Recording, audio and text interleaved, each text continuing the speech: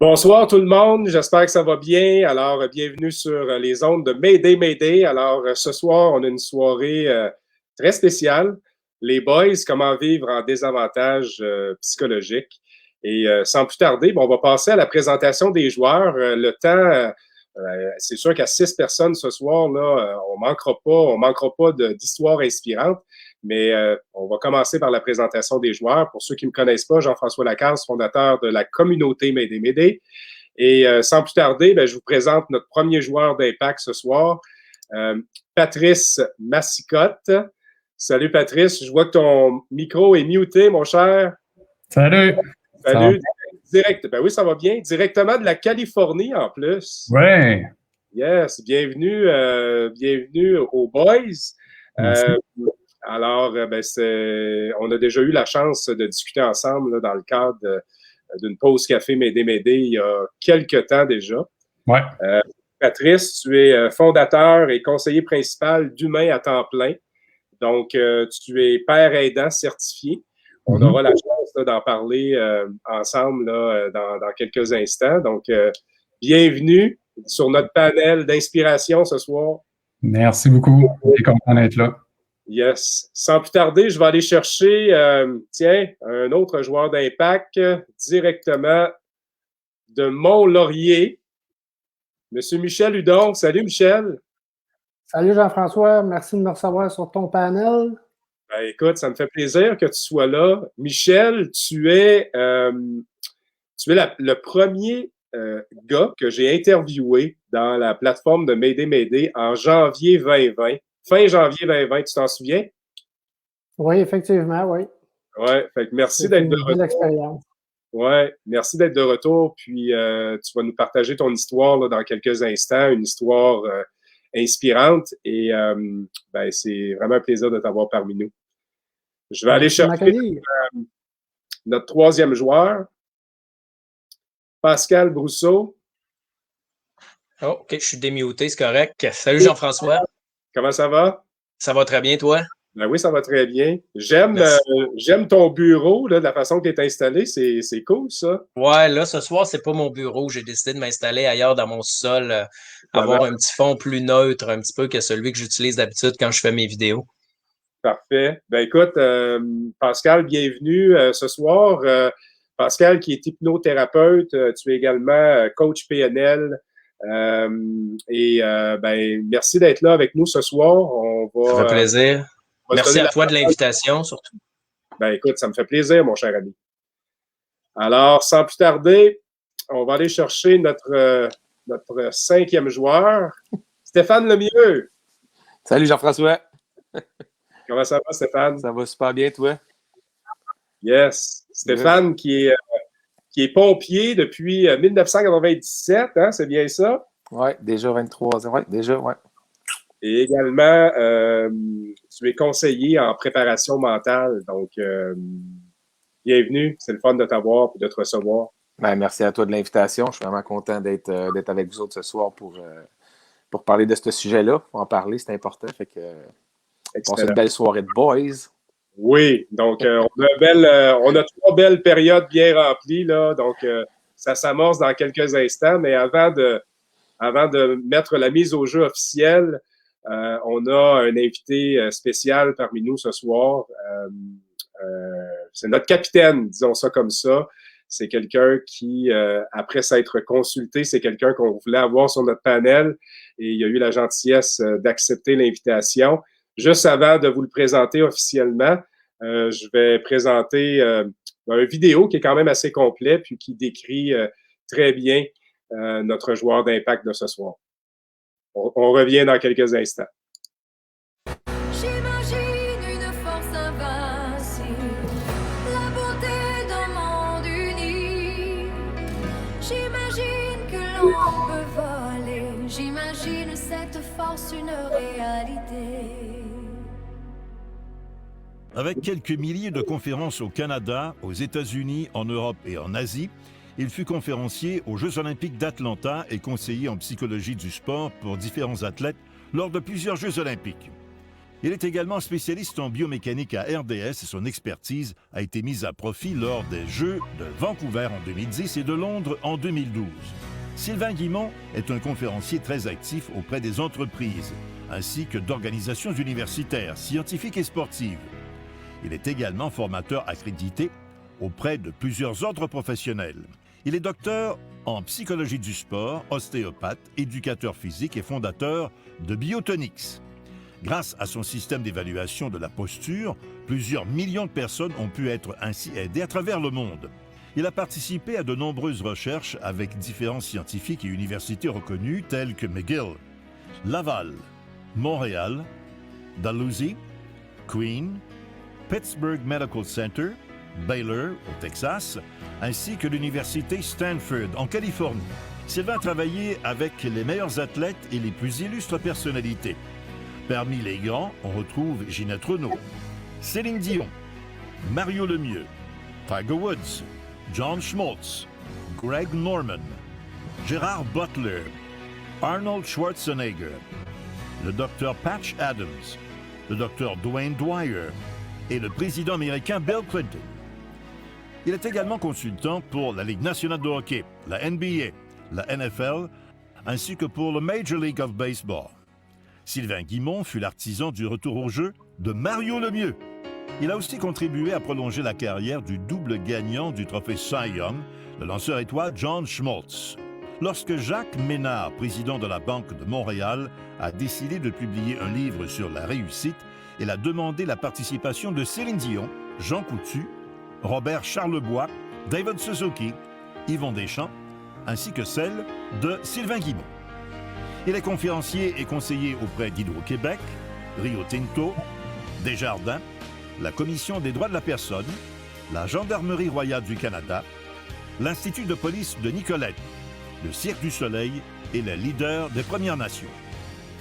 Il fut aussi présent dans plusieurs émissions de télé bien connues telles que Génération Inc., le show du matin à V, Salut Bonjour à TVA et 5 sur 5 à Radio-Canada.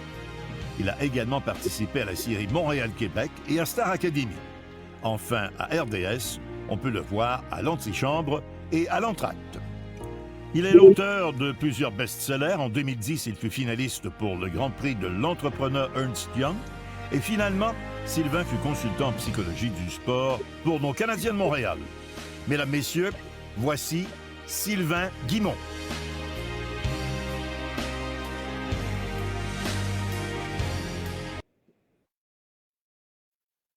Bonsoir, Sylvain Guimont.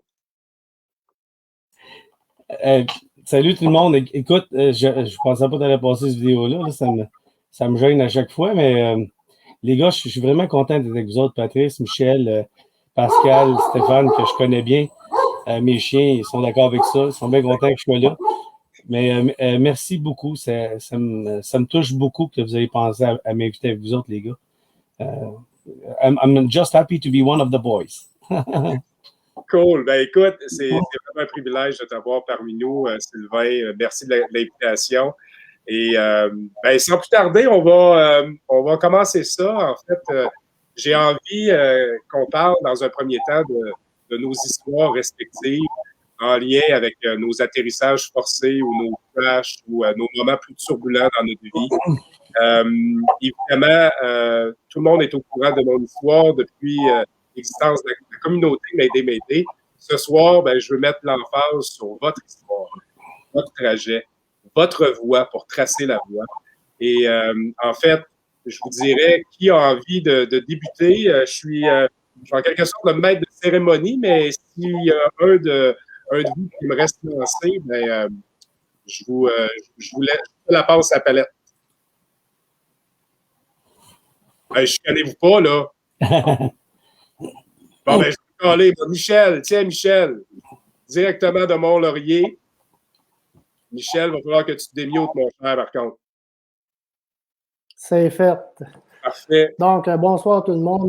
Mon histoire, vite faite. J'ai toujours été une personne plutôt anxieuse toute ma vie. Suite à mon enfance, qui n'a pas été nécessairement facile. J'ai toujours été anxieux toute ma vie. J'ai toujours eu un tempérament plutôt dépressif. Et puis, en 2011, la personne avec qui je partageais ma vie, à un moment donné, elle a décidé qu'elle voulait me laisser parce qu'elle était tannée de me voir vivre comme ça, puis elle ne voulait pas se laisser entraîner dans ma chute, dans ma déchéance, on pourrait dire. Donc, je l'ai très mal pris, puis j'ai fait une tentative de suicide. Ça a été un épisode de ma vie qui a été assez dur à passer. J'ai consulté, toute ma vie, j'ai consulté des psychologues à diverses occasions pour différentes raisons. Mais je suis jamais tombé sur le bon psychologue pour m'aider à cheminer dans les épreuves que je vivais. Après mon geste, j'ai été interné pendant 2 semaines sous curatelle publique, puis c'est là que j'ai pu créer un lien avec les thérapeutes qui m'ont suivi là-bas. C'est à partir de ce moment-là que ma vie a complètement changé. Mes valeurs ont complètement changé. C'est à partir de ce moment-là que j'ai décidé de me prendre en main. J'ai jamais eu confiance en moi. Encore aujourd'hui, j'ai excessivement de difficulté à avoir confiance en moi.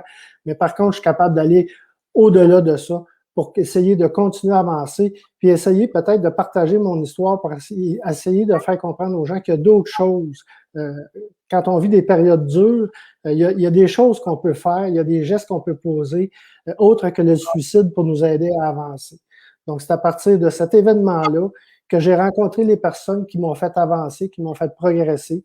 Et puis, j'ai pu comprendre différentes choses qui étaient reliées à mon enfance. J'ai compris des choses grâce surtout avec la pyramide de Maslow. On peut facilement décortiquer notre enfance, les 6 premières années de notre vie, puis on est capable de mettre les émotions sur les différentes étapes de notre vie qui ont été marquantes. Et puis, à partir de ces émotions-là, on est capable de travailler sur nous pour essayer justement de s'améliorer et de faire en sorte de ne pas refaire une deuxième tentative. Tu sais, que les personnes qui ont déjà fait une tentative, c'est la première cause d'une tentative de suicide, la plupart du temps, c'est parce que tu en as déjà fait une. Puis la deuxième, ben, c'est les problèmes de santé mentale, donc la dépression rentre là-dedans. Fait que moi, on peut dire que j'ai déjà 2 X sur le tableau. Donc, il faut que je fasse attention, il faut que je me prenne en main, il ne faut pas que j'attende après les autres. Il faut vraiment que je me prenne en main. Puis c'est en travaillant, en faisant des recherches sur Internet, puis en lisant des livres que j'apprends à prendre confiance en moi, puis à continuer à avancer. Puis au travers du processus, ben j'essaie d'aider d'autres personnes. J'ai fait une conférence avec ma femme, je suis toujours avec ma femme. On a fait une conférence, puis on essaie de montrer aux gens que nos différences, ben, on peut passer par-dessus, puis on peut quand même avancer malgré nos différences dans la vie. C'est un peu ça. J'ai eu le privilège de voir votre conférence à Isabelle et toi. C'est comme ça qu'on s'est rencontrés hein, en 2019. Tu t'en souviens, Michel? Oui, effectivement, oui. Ton histoire m'avait particulièrement touché.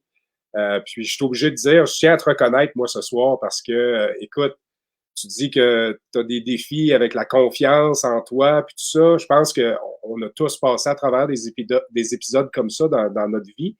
Mais le fait d'en parler ouvertement, le fait de faire ce que tu fais présentement, ben c'est sûr et certain, je ne sais pas comment tu te sens, là, mais moi, je te trouve très courageux d'oser, d'aller en parler comme ça ouvertement.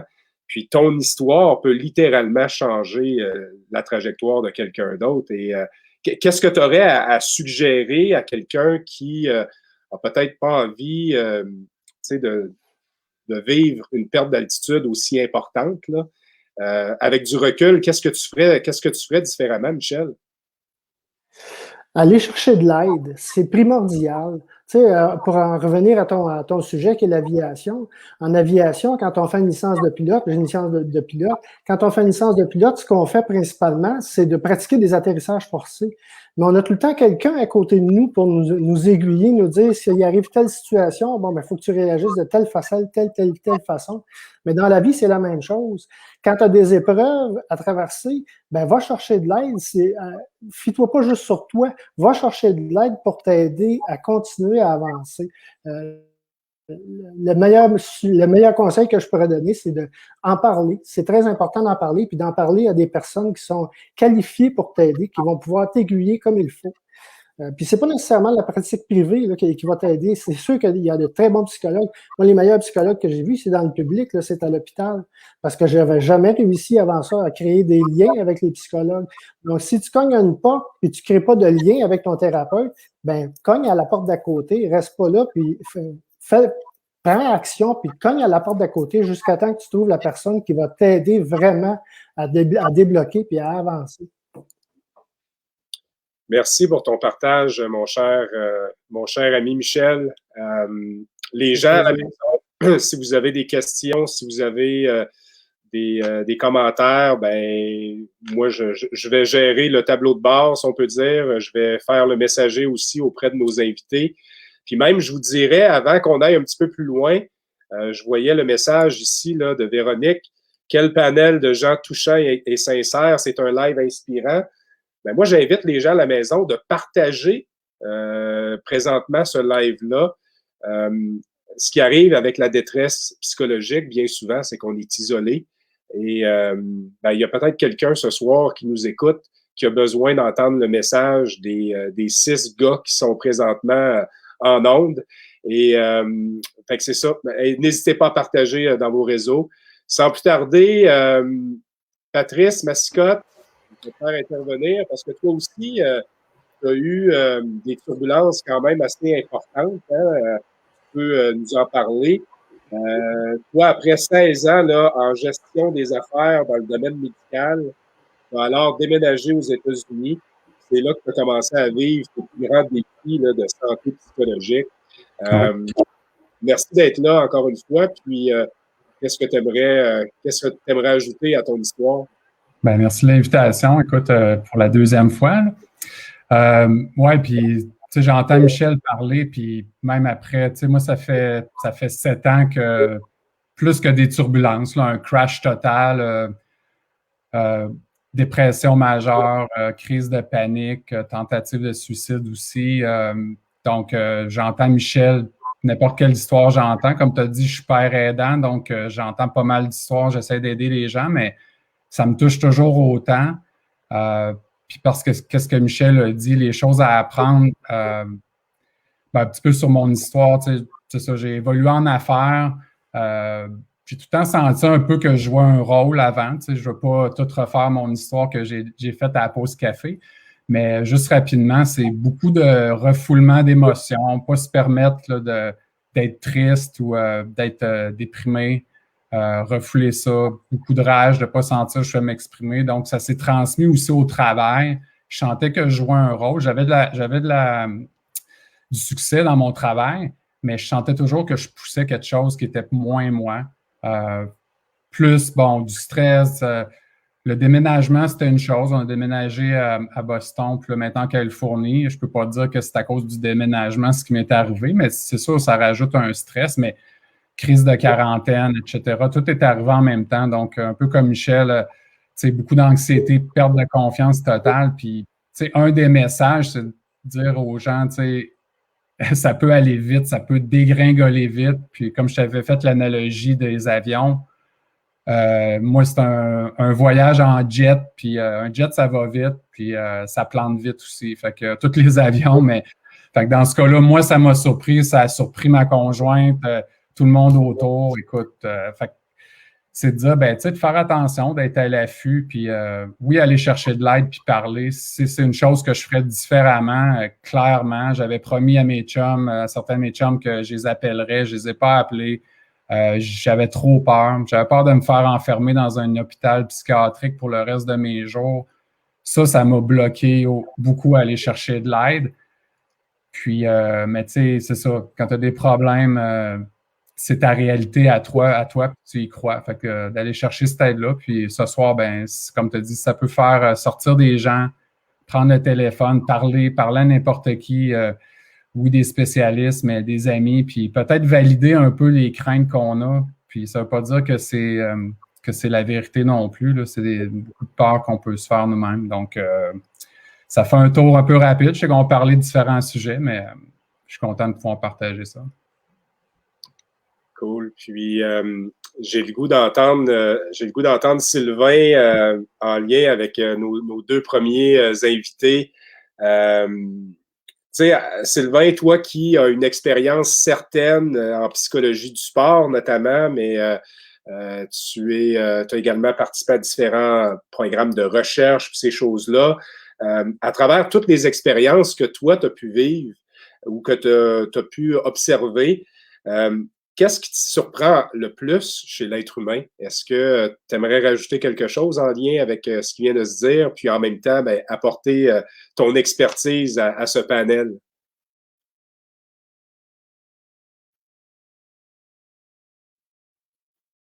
Ah, on t'entend pas, Sylvain. Je peux pas te dire de niaiserie quand je suis muté. Ce que j'allais dire, ce qui m'éprend le plus à propos de l'être humain, c'est sa capacité d'adaptation. Mais l'être humain, c'est une drôle de bébite qui regrette ce qu'il avait que lorsqu'il l'a perdu. Puis, lorsqu'on est en bonne santé au niveau physique et mental, on s'en soucie pas tellement. Mais lorsque les choses vont moins bien, ben là, on commence à avoir peur de perdre sa santé pour pas être capable de profiter pleinement de sa vie. C'est un peu le témoignage que Michel a fait, et Patrice aussi, c'est qu'on vit dans un monde où tout va vite et on reçoit beaucoup d'informations. L'être humain aujourd'hui reçoit plus d'informations qu'un être humain en recevait il y a 100 ans dans une année complète. Donc, c'est fou l'information qu'on reçoit. Et tu sais, Jean-François, il y a 86% de l'information qui est négative, puis seulement 14% c'est positif. Donc, si on regarde la télé, on regarde la radio, on finit par croire que le monde va vraiment mal. Et on regarde les nouvelles à midi, puis on les regarde à 5 heures, puis à 10 heures le soir. Les nouvelles ne sont pas meilleures. Ils ne s'améliorent pas avec le temps. Au contraire, ça vient juste nous accabler encore plus. Il y a 14% que c'est positif. Mais le monde des médias a décidé de mettre la lumière seulement sur des choses qui commencent par S. Il faut que ça soit sensationnel. Il faut qu'il y ait du sexe ou du sang. S'il n'y a pas de sexe, de sang ou si c'est pas sensationnel, on n'en parle pas. Mais il y a plein de belles choses dans notre société qui se passent, mais on ne met pas la lumière là-dessus. Moi, j'espère qu'un jour, on va arrêter de mettre les caméras et la télé, tout ce qui existe, les internets sur les gens qui commettent des gestes de méchanceté, mais plutôt sur les gens qui commettent des gestes de bonté. Puis mon histoire à moi, elle ressemble un peu à vous autres, les gars. Moi aussi, j'étais pas très bon à l'école. J'ai échoué ma 3e année. Puis mes frères étaient très bons à l'école. Les autres sautaient des années à l'école. Moi aussi, mes parents en arrière. Fait que j'ai eu une estime de moi qui était fuck all, excusez le mot, là, mais c'était pas fort au niveau de l'école. Et il y a une religieuse qui a changé ma vie en me disant, en faisant faire un problème de mathématiques, puis j'ai trouvé la réponse. Ça m'a pris beaucoup de temps, mais elle me dit, wow, t'es créatif. C'est mieux de dire à quelqu'un t'es créatif que pas vite, vite. Puis moi, je l'ai cru, puis ça a changé ma vie. Puis par la suite, ben, je suis étudié, puis j'ai formé des logiciels. Et là, je vais vous emmener sur le point où moi, j'ai vécu de l'anxiété, puis un moment de dépression assez majeur. Pas jusqu'au point à vouloir m'enlever la vie. J'étais bien trop pisseux pour ça. Mais c'est une blague. En fait, pas assez pour aller jusque-là. Mais vous savez qu'il y a 3 fois plus de femmes que d'hommes qui ont un diagnostic de dépression. Et pourtant, il y a 3 fois plus d'hommes que de femmes qui s'enlèvent la vie. Ça voudrait-tu dire que les femmes ont plus de couilles que les gars? Je pense que oui. Ils sont capables de parler des vraies choses. Nous autres, on va parler du Canadien de Montréal. Pour ceux qui ne savent pas, c'est une équipe de hockey. Mais on ne va pas parler des choses vraiment importantes. Puis à cause de ça, ben, on souffre en silence. Puis on a honte de le démontrer parce qu'un homme, ça ne doit pas pleurer. Mais moi, ce qui me fait peur, ce n'est pas un homme qui pleure. C'est un homme qui ne pleure pas. Fait que moi, quand en 99, si vous vous souvenez, là, il y avait la technologie qui montait bien, bien gros. Là. Puis moi, j'avais une entreprise qui faisait des analyses de biomécanique chez les athlètes de haut niveau. Et j'ai vendu 51% de mon entreprise à une grosse compagnie pharmaceutique américaine. Et je suis passé de CEO, là, Chief Executive Officer, à CKO, Chief Knowledge Officer. Ça veut dire soit fuck all. Et j'étais un peu triste parce que moi, j'avais du monde qui avait cru en moi, puis c'était ma famille, ça. J'avais 80 personnes qui croyaient en ce que je faisais. Et là, j'ai été obligé de laisser mon poste, puis de stepper down. Mais au moment de cette transaction-là, je devenais financièrement très à l'aise. Et j'étais quand même très jeune. Et là, tout le monde autour de moi croyait que j'étais extrêmement heureux. J'aurais dû l'être, hein? Mais non, j'étais dans une phase où j'étais tellement dépressif parce que je n'étais plus en charge de mon entreprise. Puis j'allais au bureau, puis je n'étais pas capable de m'adapter à ma nouvelle situation. Et la plus belle chose que j'ai faite dans ma vie, c'est de nommer, j'avais demandé le privilège, en fait, de nommer mon successeur. Et ça s'est fait à New York et j'ai nommé il y avait 4 hommes qui avaient beaucoup d'expérience pour les Nasdaq, puis une femme qui n'en avait pas. Mais quand je lui ai parlé à elle, la première chose qu'elle m'a parlé, c'est de mes gens qui avaient monté cette entreprise-là avec moi. Puis là, j'ai dit, wow, c'est elle que je nomme CEO, président, directeur général de l'entreprise, parce qu'elle va prendre soin de ma famille. C'était ma famille. Mais moi, je me sentais comme un père de famille là, qui est dans sa maison, mais que ses enfants sont élevés par des étrangers. J'étais très malheureux. Puis un soir, là, c'était la goutte qui fait déborder le vase. J'avais une clinique où je voyais des patients, puis j'avais un ami qui faisait le ménage dans la clinique. Puis un soir, je rentre, puis là, je suis vraiment déprimé, vraiment, vraiment déprimé. Puis je m'assois dans le coin en boule, puis je me mets à pleurer. Puis pendant que je pleure, lui, il rentre dans le bureau, mais il sait pas que je suis là. Puis il commence à chanter, puis à siffler pendant qu'il faisait le ménage. Et là, je me suis dit, hey, attends, lui, il est très heureux de ce qu'il fait. Moi, je devrais l'être, puis je ne le suis pas. Ça fait aucun sens. Et c'est là que j'ai demandé de l'aide parce que j'avais de la difficulté à m'en sortir, mais j'ai été chanceux. Mon frère, le plus vieux de ma famille, est psychologue. Puis habituellement, ça ne fonctionne pas bien. Dans les familles, on va dire qu'on va demander de l'aide ailleurs. Mais lui, il était très, très gentil de me prendre sous son aile puis de m'aider à sortir de cette crise-là que j'avais vécue. Donc aujourd'hui, quand je parle d'anxiété, là, puis je parle de dépression, ben c'est pas parce que je suis mieux que les autres, c'est parce que c'est moi le plus fucké de la gang. Fait que j'ai pas peur d'en parler puis de le dire, puis de dire aux gens, ben il faut montrer notre vulnérabilité si on veut être aidé. Si on prétend quelque chose puis on démontre pas qu'on est vulnérable, mais personne ne peut venir en aide parce qu'ils le savent pas. Fait que la première chose, c'est d'être capable d'en parler. Mais à qui je vais en parler si j'ai peur d'être jugé? C'est ça le problème qu'on a, c'est qu'on a peur du jugement. Quand on parle de maladies physiques, là, un mal d'épaule, un mal de dos, je dis aux gens, combien de gens ici qui ont déjà eu mal au dos d'une conférence? Là, je vois 80% des gens lever la main, un coup d'un épaule, moi. Je dis, combien de personnes d'entre vous ont déjà eu de l'anxiété, une crise de panique, déjà fait une dépression ou un burn-out? Et là, presque personne lève la main, puis tout le monde regarde autour. Puis je dis, hey, si c'est pas vous autres qui prenez les médicaments, personne lève la main, là. Mais au Québec, il y a 64% des adultes qui ont déjà pris des anxiolytiques ou des antidépresseurs. Si c'est pas vous autres qui prenez les médicaments, c'est qui? C'est beaux chiens, beaux chats. C'est pour ça que les chiens se prennent le queue comme ça, sont ces antidépresseurs. Ça fait pas de sens. Il faut qu'aujourd'hui, on soit capable, autant les hommes que les femmes, de demander de l'aide, puis de dire que oui, l'anxiété, c'est présent chez beaucoup, beaucoup de gens, et de plus en plus, puis avec ce qu'on vit comme crise en ce moment, puis la dépression. Fait qu'il faut pouvoir être à l'écoute, puis s'entraider, puis on va avoir besoin de gens comme les boys qui sont là en soi, puis comme quelqu'un comme toi, Jean-François, qui fait quoi pour justement faire en sorte qu'on ait moins peur d'en parler? Ben, c'est sûr. Moi, j'ai souffert en silence pendant plusieurs années. Hein. Moi, je transportais ma valise émotionnelle ben trop lourde, remplie de 0,3. Il avait coulé du ciment. Puis moi, je prenais l'avion avec ça. Moi, je pensais de voler haut. Alors, tu sais, de faire l'inventaire de cette valise-là, pour moi, ça a été d'une part très, très, très aidant. Mais c'est ça. Tu sais, j'ai été dans le déni, moi, pendant plusieurs années. Puis l'idée, c'est que j'avais des lumières qui étaient allumées sur mon tableau de bord. Des lumières rouges, des lumières jaunes, oranges, plein de lumières qui flashaient, là. Puis, j'ai pas été chercher de l'aide à temps en me disant que ça allait finir par commencer. Et malheureusement, ben, je me suis joué un vieil tour. J'ai perdu de l'altitude jusqu'à temps que mon corps décide d'arrêter. Puis, m'aider. Alors, tu sais, l'idée, c'est de ne pas se rendre là.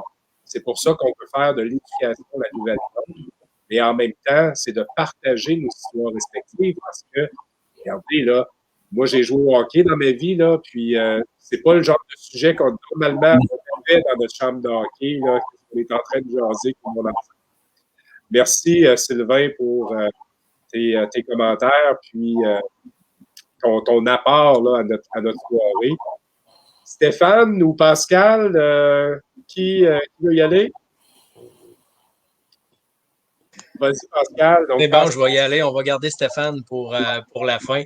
C'est drôle parce que je me reconnais dans chacun des gars qui parlent. Dans chacun, je pouvais dire, ah oui, moi aussi ça, moi aussi ça, moi aussi ça. Moi, ça a commencé assez tôt, je dirais. J'aime ton analogie du tableau de bord. Les lumières sont mises à allumer, je dirais, j'avais 27, 28 ans. Je venais de me marier, acheter une maison.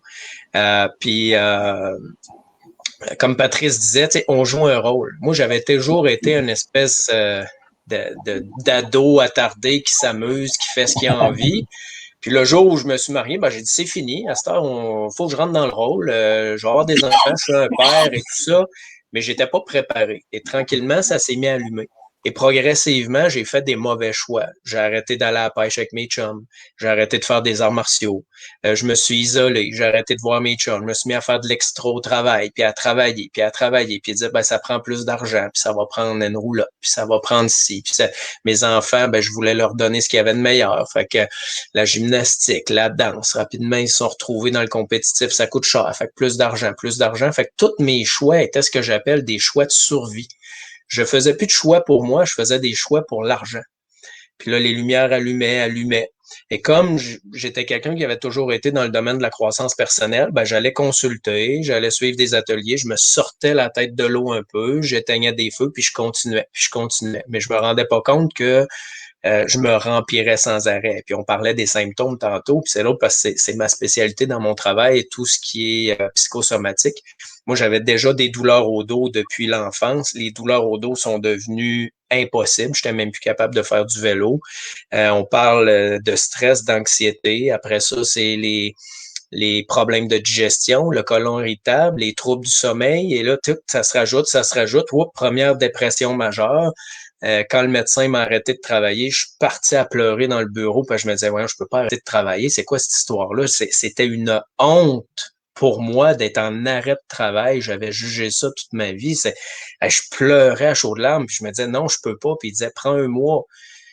Puis là, j'ai recommencé après un mois. Puis la réalité, il aurait fallu que j'arrête plus longtemps que ça. Puis il aurait fallu que je me reprenne en main puis que je fasse des meilleurs choix. Mais après ça, j'ai relevé mes manches. OK, on continue. Puis j'ai continué dans la même direction jusqu'à temps que je retombe exactement au même point. Puis que là, je me dis, OK, comment ça se fait qu'à 20 ans, j'étais heureux, puis que maintenant, à la mi-trentaine, je suis pas heureux? Puis je suis allé voir un psychologue. J'ai dit, écoute, vu de l'extérieur, là, j'ai la vie parfaite. J'ai une maison en campagne, j'ai une job avec un fonds de pension, j'ai 2 beaux enfants en santé, j'ai une femme, j'ai même un chien. Puis pourtant, j'ai juste envie d'aller m'acheter une corde. Ma vie fait pas de sens. Il y avait quelque chose qui marchait pas. Alors là, j'ai sorti des vieux livres, j'ai dit, qu'est-ce qui me faisait triper à 20 ans? Et c'est ce qui m'a ramené vers l'hypnose, parce que moi, déjà, à 19-20 ans, j'étais herboriste. Tout ce qui était produit naturel, thérapeute et tout ça, ça me faisait triper, ça me faisait vibrer en dedans. Donc, j'ai recommencé à suivre des cours, bon, hypnose, PNL, etc.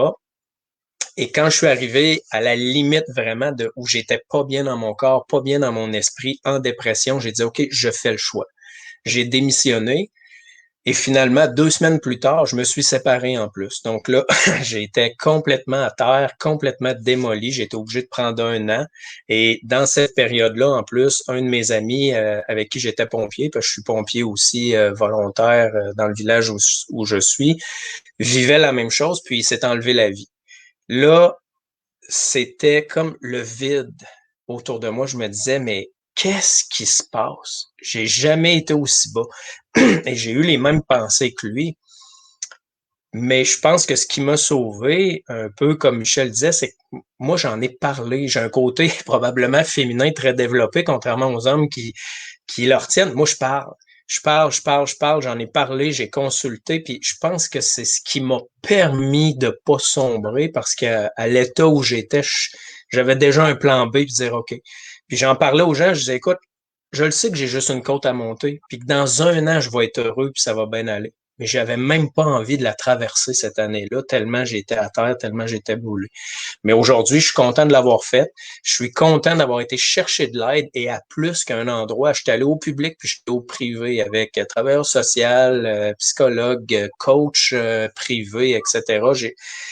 Je me suis dit, OK, je peux pas rester là. Donc, je prends tout ce que j'ai, puis je l'investis sur moi, puis pour l'amour de mes filles, puis je passe à travers, puis c'est ça qui est arrivé. Puis aujourd'hui, je suis super heureux, tu sais. Fait que si j'ai un message à dire aux hommes, c'est écoutez-les, ces messages-là, allez chercher de l'aide, puis il y en a une lumière au bout du tunnel. Souvent, c'est juste, les blocages sont juste dans notre tête.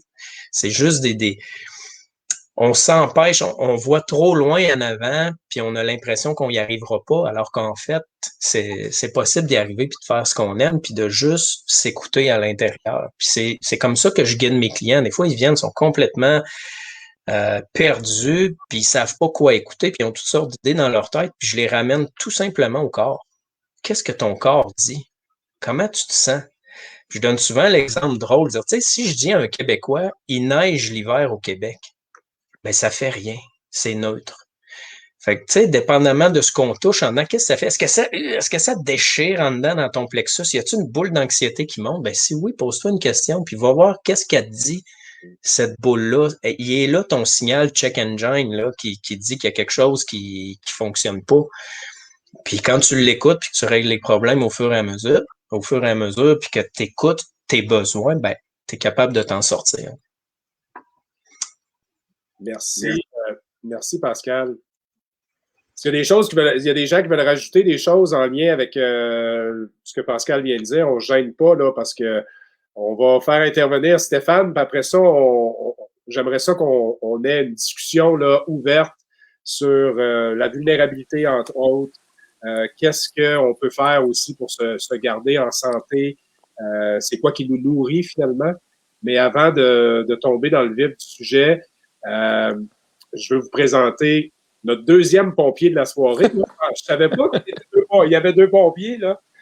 Alors, un pompier volontaire, puis un autre pompier depuis 1997, Stéphane Lemieux, qui veut pas, ben toi, tu as vécu un événement quand même assez difficile là, au début de l'année 2000. En fait, c'est en 2006, je crois. Ouais. Puis aujourd'hui, ben, non seulement tu es pompier, mais tu es également conseiller en préparation mentale. C'est pour ça qu'on voit Global Performance. Oui, ben oui, je suis comme dans mon bureau ben oui. Dans le sous-sol. Merci. Et ben écoute, je te laisse y aller pour nous dire qu'est-ce qui a frappé le super-héros dans son gros camion rouge. Ben écoute, premièrement, merci de l'invitation, Jean-François. Ce que tu fais dans ta communauté, je trouve que c'est vraiment noble. Je le disais tantôt, j'ai l'impression que je suis comme un kid qui joue une game dans la Ligue nationale avec des gars qui sont formidables autour de moi. Vos histoires puis votre parcours, c'est vraiment touchant et c'est inspirant aussi. Je trouve ça très flatteur de pouvoir faire partie de ce panel de boys-là ce soir.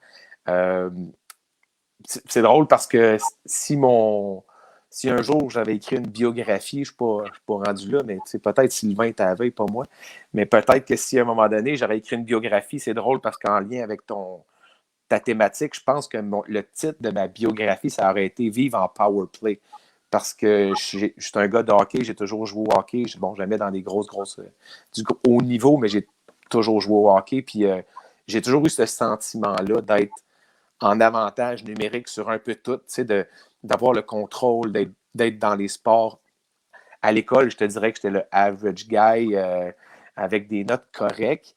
Mais il y en a peut-être plusieurs qui vont se reconnaître. J'étais le petit tannant qui dérangeait et qui parlait beaucoup. Puis oui, les pompiers, ça a l'air que ça parle pas mal, Pascal. Parce que moi aussi, je jase pas mal. Mais tu vois, c'est correct. Aujourd'hui, j'en fais une job. Ça doit être pas mal beau à la caserne. Écoute, oui. Tu ris, Jean-François, mais oui. Puis il faut justement ouvrir des discussions. Puis il faut parler. Puis c'est un peu l'angle que je vais apporter aussi à ça tantôt par rapport à mon métier de pompier, mais c'est ça. Le sport, l'école, j'ai d'une famille exceptionnelle, des parents qui sont toujours ensemble. Comme je te dis, moi, là, tout allait super bien. Mon parcours scolaire, je m'en vais à l'école, je fais mes cours de pompier, je réussis à me placer. La vie est belle. Puis en 2006, le 2 février, j'ai un téléphone de mon père qui est en train de donner de la formation à Toronto, puis il m'annonce que mon frère a eu un accident. Son cœur a arrêté de battre. Comme ça, sans avertissement, sans aucun signe. Ils m'annoncent qu'ils n'ont pas été capables de réanimer. Donc, j'apprends le décès de mon frère comme ça, le 2 février au soir. Ma vie bascule. Je m'en vais rejoindre ma mère à Montréal pour y annoncer la nouvelle. Je te dirais que ça aussi, ça a été quelque chose de gros dans le processus, d'apprendre à ma mère qu'elle venait de perdre un de ses gars. Ça a été quelque chose que j'ai trouvé tough dans la suite des événements. Fait que c'est ça. Fait que moi, à partir de ce moment-là, ma vie a basculé. J'ai réalisé que mon frère, en forme, sportif, actif, professeur au secondaire, diplômé de McGill, un être exceptionnel, Il y a quelqu'un qui a décidé de fermer la switch, puis on sait, l'autopsie, on a su par l'autopsie que finalement c'était génétique, puis c'était au niveau cardiaque, mais qu'il n'y a eu aucun signe précurseur de ça vraiment. Donc, moi, ma vie a basculé pas mal. La claque a fait assez fort, puis j'ai réalisé comme ce jour-là que je n'étais pas invincible. J'ai réalisé que oui, ça se pouvait d'être en santé, d'avoir une belle vie, puis que de vivre une catastrophe. J'ai trouvé ça tough, mais bien entouré, le sport, tout ça, j'ai été capable de surfer un bon bout là-dessus. Puis moi, le volet que je peux peut-être amener, ça fait référence un peu à ce que les gars disent d'en parler, mais surtout peut-être des gens, des fois, qui sont autour, d'être à l'écoute. Puis il y a un soir que je laisse un message sur la boîte vocale de mes parents, puis je veux leur parler, j'ai un petit blues un peu, finalement, ils ne sont pas là. Je leur laisse un message, puis le lendemain, ils me rappellent. Puis mon père me dit « T'avais pas l'air affilé. » Je fais comme « Ouais, hier, je filais pas, mais à matin, ça va mieux. » Puis là, il dit « Écoute, tu sais, il y a des programmes d'aide qui existent avec ta job. Tu veux-tu faire un petit téléphone, lâche un coup de fil, tu sais, puis peut-être aller chercher de l'aide, peut-être que ça va peut-être bien d'en parler avec quelqu'un, puis peut-être en parler avec quelqu'un d'autre, d'aller chercher une ressource. Puis là, le concept, là, pompier, on est là pour aider les autres, on est supposé être tough, on est supposé de... L'habit de pompier, on va au combat incendie, toute la thématique qui va des pompiers, c'est ça, on se sent invincible, on rentre au feu, on est tough, tu sais. Mais là, mon père a perçu qu'il y avait peut-être une petite craque, puis il a insisté, puis ça, c'est le message que je veux passer aux gens. Si vous voyez qu'il y a quelqu'un qui fait le pas, bien, insistez, n'ayez pas peur des mots, n'ayez pas peur d'aller leur dire, tu sais, si moi, je ne peux pas faire quelque chose, peut-être qu'il y a d'autres gens qui peuvent faire de quoi, puis de les référer, puis de faire juste une transition vers des ressources. Mais cette journée-là, il a insisté, puis oui, je suis allé chercher de l'aide, je suis allé rencontrer un psychologue qui m'a posé des questions qui, je ne me posais pas, mais pas du tout. Tu sais, quand un psychologue te demande qu'est-ce que tu fais quand tu as de la peine, puis tu dis, ben moi, je vais faire du sport, puis j'appelle mes chums pour moi jouer au hockey, ou je m'en vais faire une ride de 120 kg de vélo, puis je m'en vais me... Tu sais, là, on réalise qu'il y a beaucoup de fuites dans tout ça, puis on essaie de s'éloigner parce qu'on ne veut pas déranger notre blonde avec ça, parce que ça commence à être lourd à un moment donné. Ben, on pense que c'est lourd, puis on pense qu'on dérange avec ça. Mais cette journée-là, j'ai fait OK, tu sais, mon père vient de perdre un de ses gars, puis il est en train de me dire hey, faut-tu t'occuper de toi, puis s'il vous plaît, fais-moi une petite faveur, puis va chercher de l'aide. Puis je l'ai fait. Puis cette journée-là, je veux dire, ça a commencé à aller mieux. L'accompagnement a vraiment fait du bien. Puis d'en parler, c'est bizarre, mais quand on en parle, on pense qu'on va être jugé. Mais moi, ce que j'ai remarqué, c'est qu'au contraire, en parlant, c'est des gens qui ont été capables de me parler de leurs épreuves, qui ont été capables de m'épauler là-dedans. C'est des gens qui ont été capables de me conseiller. C'est des gens qui ont été très bienveillants dans leur approche. Donc, la peur du jugement qu'on a, finalement, quand on en parle, ben, c'est le contraire. Tu sais. Sylvain pourra le dire, là. Donner, c'est recevoir, là. Mais c'est ça dans pas mal de sphères aussi. Puis quand tu décides de t'ouvrir un peu, on parlait de vulnérabilité tantôt, ben moi, à côté de vulnérabilité, dans le dictionnaire, ça devrait être écrit courage. Tu sais, c'est quelque chose que pour s'ouvrir, ça prend beaucoup de courage. Fait que la vulnérabilité, c'est pas vrai que ça vient avec faiblesse. Puis en tout cas, dans ma définition à moi, ça vient pas avec faiblesse. Fait que c'est un petit peu ça mon parcours versus, tu sais, c'est certain que je pense que cette journée-là, j'ai appris beaucoup. J'ai appris beaucoup sur moi. J'ai vraiment pris conscience que la vie, c'était précieux, que la vie était fragile, puis de savourer chaque moment, de vivre le moment présent, d'en profiter, de savourer tout ce qui se passe autour, d'amener du positif, puis d'éliminer tout ce qui est négatif autour de moi, de faire ce que j'ai envie de faire. Et puis, je pense que ça m'a aidé peut-être dans ma job de pompier depuis, comme tu dis, depuis 1997 déjà. Je pense que ça m'a aidé parce qu'on en vit des affaires pas trop cool. Mais moi, je me suis dit non, tu sais, s'il arrive quelque chose, on peut en parler, puis d'instaurer dans une caserne ce climat-là ou cette culture-là de bienveillance, d'être capable de parler en sachant qu'il n'y a personne qui va se servir de ça contre toi, bien ça, c'est être capable de faire confiance aux gars, de faire confiance à tes boys à la caserne, puis des filles qui sont là aussi, d'être capable d'être assez humble pour parler de ces choses-là, mais de savoir que quelqu'un va être là pour t'écouter et t'aider. Parce que c'est peut-être pas toi une journée qu'il va filer, c'est peut-être l'autre. Puis nous autres, ben, même quand on vient d'un appel, des fois, qui est un peu catastrophique, les personnes vivent la détresse, les personnes perdent des maisons dans des inondations, dans des incendies, perdent tout, tu sais, puis des fois, ils sont blessés, puis on voit que la personne, ça va être difficile, la réadaptation de cette personne-là. On sait que ça va être difficile pour les gens autour d'elle quand ils vont apprendre la nouvelle. On assiste à des décès, à des suicides, tu sais. Mais nous autres, quand on revient à caserne, life goes on, tu sais, la cloche elle va ressonner tantôt, puis il faut être capable de diffuser, puis d'être capable de parler de ces choses-là. Puis heureusement, on est en train de mettre en place des nouveaux, en tout cas pour ma part, à Ville de Québec, on est en train de mettre justement en place des choses pour améliorer le volet d'accompagnement en santé mentale, parce que ça a été fait dans les dernières années beaucoup au niveau de la santé physique. Mais tu sais, on parle beaucoup, moi, en tout cas, Global Performance, c'est pas pour rien. On parle beaucoup de systémie. Puis moi aussi, la santé, je vois ça comme la santé globale. On ne peut pas dissocier les deux.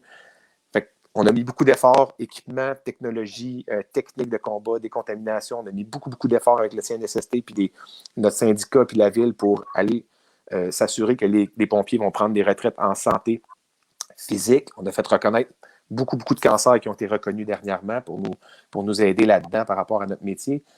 Maintenant, je pense qu'il faut prendre d'attaque la santé globale des pompiers puis d'être proactif dans ça, autant au niveau de la prévention, des filets de sécurité, agrandir les filets de sécurité qui sont en place pour les gars, parce que oui. Stéphane, tu sais, dans le fond, tous les gens qui travaillent en première ligne, là, que ce soit les pompiers, les policiers, même ceux qui travaillent dans le système de la santé, là, actuellement, là, il y a, tu sais, quand on est souvent sur l'adrénaline, puis on voit des choses que la majorité des gens ne voient pas, ben de là aussi l'importance d'en parler, de savoir quelles ressources interpeller. Ben, on dit qu'il y a une statistique qui est quand même assez capotée, c'est que les intervenants d'urgence, comme tu as nommé, ambulanciers, pompiers, policiers, répartiteurs 911 aussi sont dans ce groupe-là, vont être exposés entre 650 à 850 événements à potentiel traumatisant dans une carrière. Je te fais un comparatif. Une personne normale dans une vie va être exposée entre 2 et 3 événements à potentiel traumatisant. Fait que c'est certain qu'on est surexposé comme par notre métier, mais il ne faut pas oublier que au-delà de tout ça, on a en plus, nous aussi, des problèmes peut-être comme des gars qui ont vécu.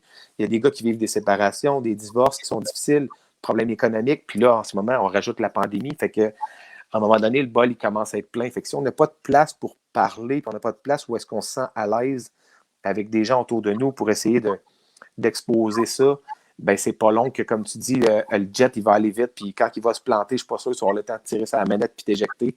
Ça se pourrait que ça crache, puis ça se pourrait que ça fasse mal. Fait que ça revient à dire que ce que tu fais à soir, d'être capable de parler de tout ça, je trouve que c'est une belle plateforme pour le faire. Puis merci à tout le monde, justement, d'être capable de jaser à soir de ces points-là, puis de s'ouvrir. Je pense que ça va peut-être aider. Ça aide une personne à soir, la job est faite. Depuis la création de M'aider, on n'est pas, nous, des intervenants en première ligne. On ne remplace pas les ressources qui existent. Par contre, d'ouvrir le discours, d'être en mesure, tu sais, dans le fond, on est 6 personnes, on a tous flirté avec la détresse psychologique à un moment donné de notre vie. De bâtir un cerveau collectif où on est capable de partager les outils utilisés, les pièges à éviter, d'être en mesure d'échanger sur des sujets qui sont délicats, mais d'une façon colorée, différente. Tu sais, pourquoi pas parler de santé psychologique, de santé émotionnelle, au même titre qu'on parle d'un échange du Canadien de Montréal? Pourquoi qu'on ne parle pas de ces choses-là au même titre qu'on ne parle pas, tu sais, je dis ça souvent, la blague d'une recette de Ricardo. Ça existe, ça fait partie de notre vie, ça fait partie du monde actuel. La pandémie est venue amplifier tout ça. Donc, de là, l'importance aussi de créer un espace sécuritaire pour être en mesure d'échanger et d'apporter en quelque sorte sa pierre à l'édifice dans un système de santé qui, à mon sens, est extrêmement fragilisé. Donc, tantôt, on en parlait, puis on disait, quelqu'un se brise une jambe, se brise un bras, ben il n'y aura pas de problème quand il va se briser la jambe au feu, d'aller aux travaux légers, puis de faire un retour en caserne, puis tout le monde va y en parler, puis hey, comment c'est arrivé, puis comment tu t'es brisé ça, puis il n'y aura pas cette gêne-là en revenant quand il va rentrer dans une caserne, mais s'il y a quelqu'un qui a un problème de santé mentale, puis ce qu'on est en train de constater, c'est que 50% des absences sont reliées présentement sont reliées de près ou de loin à des troubles de santé mentale, anxiété psychologique, dépression, ces choses-là. Mais c'est pas normal que cette personne-là ne puisse pas dire qu'elle fait un retour progressif aux travaux légers, puis après ça, faire un retour dans la caserne quand la personne va mieux, et de se sentir stigmatisé par le regard des autres. Fait que oui, il faut en parler, oui, il faut démocratiser ça, puis il faut apprendre à développer cette capacité-là d'en parler puis d'aller chercher de l'aide. Là. C'est super important. Là. Puis, merci Stéphane pour ton partage. Écoutez, je vois le temps filer. On va aborder la vulnérabilité. On en a parlé là, à travers nos histoires respectives. Mais moi, ce que j'ai constaté, c'est qu'il existe une grande force dans la vulnérabilité. À partir du moment où on ose aller dans cette direction-là, ça nous transforme, ça nous prend, tu sais, des fois, quand on a le genou à terre ou deux genoux à terre, c'est plus difficile, mais avec du recul, c'est certain que c'est une des recettes là, du succès pour être en mesure de reprendre de l'altitude, pour être en mesure de se remettre sur pied. Michel, qu'est-ce que tu aurais à partager par rapport à la vulnérabilité en général chez les hommes, mais aussi ta propre expérience avec la vulnérabilité? Je dirais que le fait d'être vulnérable, pour moi, comment je pourrais expliquer ça? Ça m'aide à être plus réceptif à ce que les gens me disent. Le fait d'être sensible, d'être vulnérable, ça fait en sorte que si je parle avec une personne, je vais être capable de déceler dans notre conversation si cette personne-là, elle a un problème quelconque ou elle a de la misère à s'exprimer. Donc, pour moi, le fait d'être vulnérable, c'est presque devenu un outil pour essayer d'aider les gens, justement, à s'ouvrir, puis à parler, puis à aller chercher de l'aide quand ils en ont besoin. Au début, je le voyais comme une faiblesse d'être vulnérable, puis d'être sensible. Je voyais ça comme une faiblesse. Puis je suis encore très sensible. Je vais écouter des émissions de télévision, ma femme va rire, puis moi, je vais pleurer. Je suis très sensible, mais pour moi, c'est plus une béquille, c'est plutôt un outil pour m'aider quand je parle avec quelqu'un, de déceler si cette personne-là, il n'y aurait pas un problème sous-jacent là, dans notre conversation, puis de l'inciter à peut-être parler, pas nécessairement lui parler, moi, parce que je ne suis pas qualifié pour le faire, mais de l'inciter à parler, puis d'essayer de la référer vers des personnes qui vont être en mesure de l'aider, puis de continuer à avancer. Moi, je vois ça, la vulnérabilité, c'est libérateur pour moi. Je l'accepte. Avant ça, je me trouvais donc pas correct d'être vulnérable de même. Mais maintenant, c'est le contraire. Je vois plutôt ça comme un outil pour essayer d'aider les gens à s'ouvrir, justement, puis à aller chercher de l'aide. Patrice, toi qui... Qu'est-ce que tu as rajouté par rapport à ça? Hey, puis je tiens juste... Moi, là, des fois, je suis distrait parce que il y a plein de commentaires qui rentrent. Là, puis je ne peux pas tous les faire interagir. Là.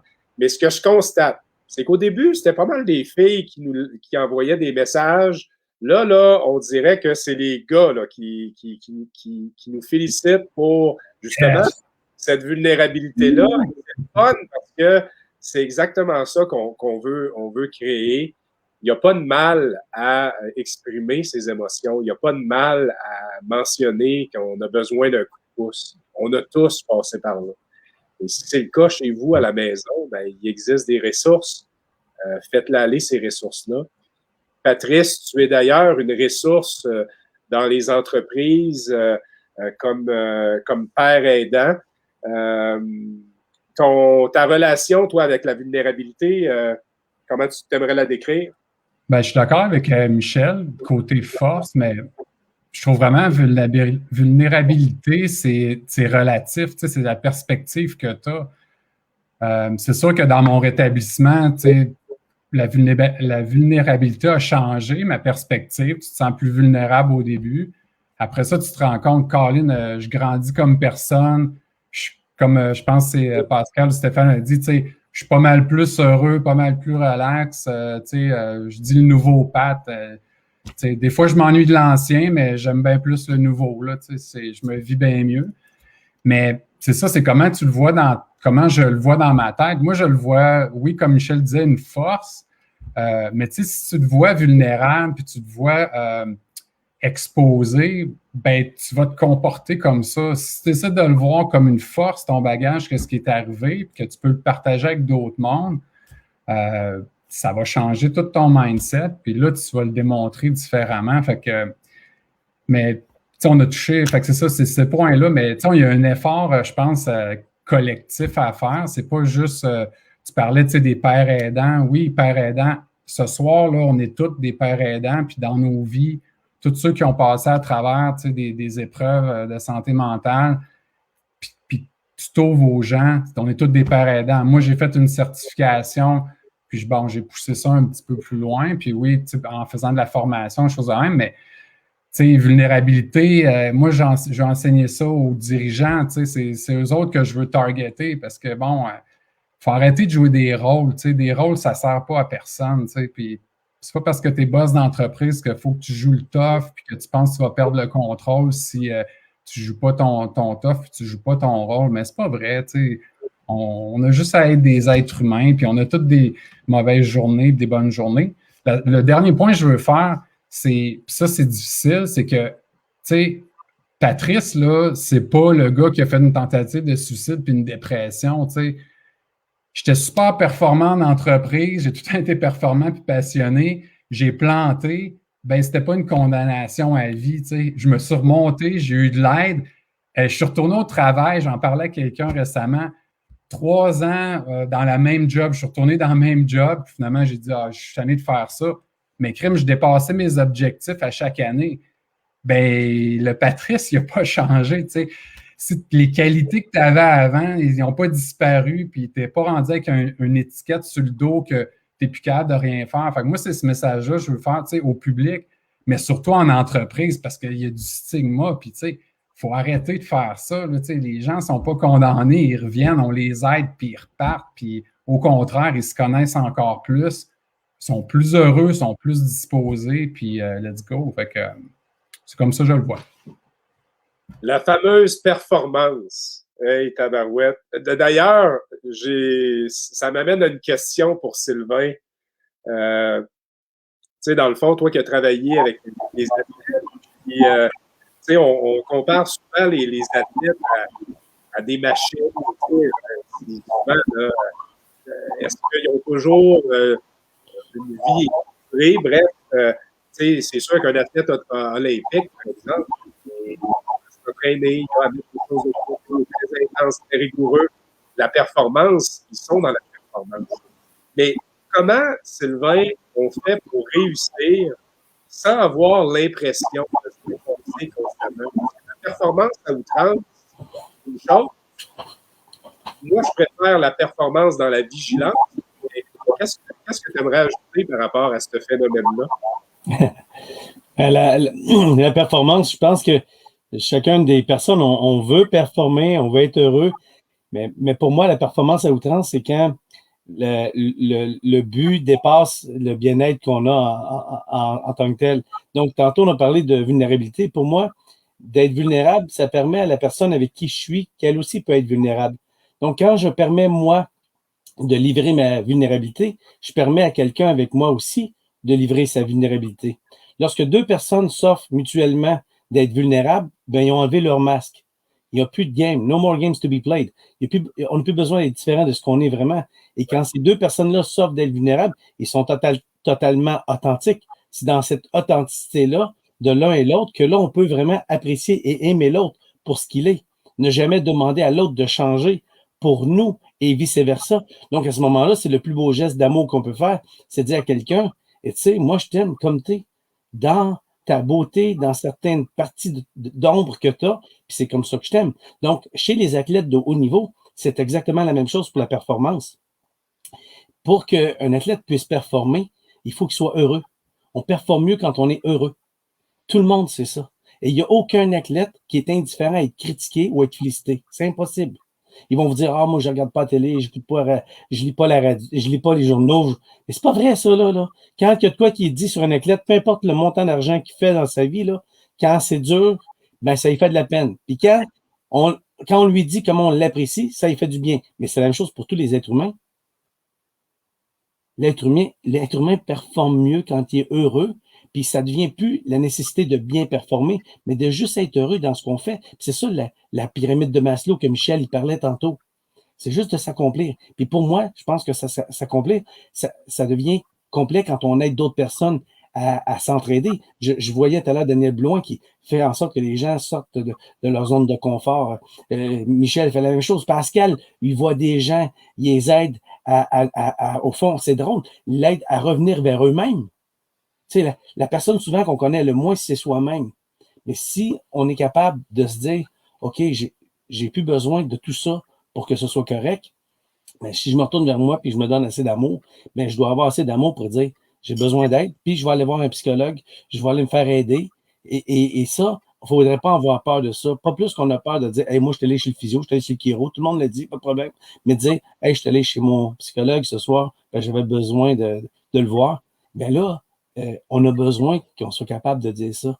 Que je suis allé voir quelqu'un qui va m'aider avec les symptômes que je vis au niveau psychosomatique, comme aller voir Pascal, se faire aider. Et puis ça, m'aider, mais ça le dit, là. Puis peu importe qui on est dans la vie, tu sais, je ne vais pas prendre beaucoup de temps, là, parce que, mais, tu sais, les gens là, qui atteignent un haut sommet, Céline Dion, elle me dit, Sylvain, les gens me demandent comment j'ai fait pour me rendre au sommet. Je me suis pas rendu au sommet, je suis redescendu doucement. Aujourd'hui, j'ai jamais été aussi terre à terre que je suis, puis c'est pour ça qu'elle est encore vivante.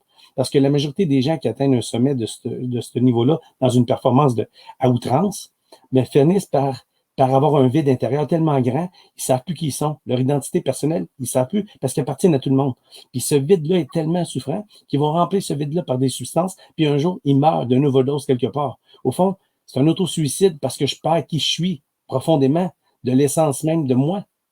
Et le jour où je comprends ce que cette vulnérabilité-là me permet d'être 100% authentique, d'être bien, d'être vrai, ben, je vis chaque jour, un jour à la fois, en essayant d'être le plus heureux possible. Puis pour moi, je pense que être heureux, c'est ce que les boys y font en soi, c'est partager. Plus on aide des gens, la personne qui est aidée, c'est soi-même. Every time you help someone, ask yourself, who's really helping who? Chaque fois que tu aides quelqu'un, demande-toi une seule question. Qui est en train d'aider qui? À chaque fois qu'on est en train d'aider quelqu'un, la personne que t'aider, on est en train d'aider, c'est soi-même en premier.